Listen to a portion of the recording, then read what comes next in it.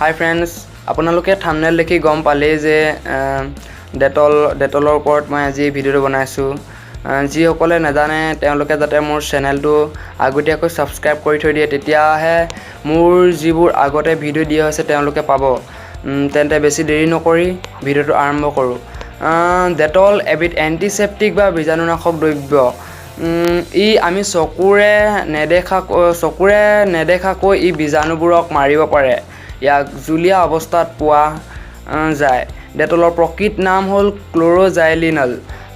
ইয়াক পেৰাক্ল'ৰ'-মেটাজাইলিনল বা PCMX বুলিও জনা যায়। বজাৰত বেচিবলৈ ইয়াক ডেটল নাম দি লোৱা হৈছে। ডেটল পোনপ্ৰথম প্ৰস্তুত কৰা হৈছিল 1927 চনত। বৰ্তমান সময়ত ইয়াৰ ব্যৱহাৰ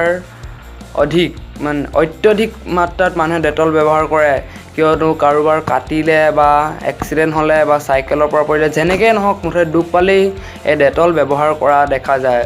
যদি ডেটলৰ বিষয়ে আপোনালোকে নাজানিছিলে তেন্তে ছাবস্ক্ৰাইব কৰিবলৈ নাপাহৰিব। ধন্যবাদ।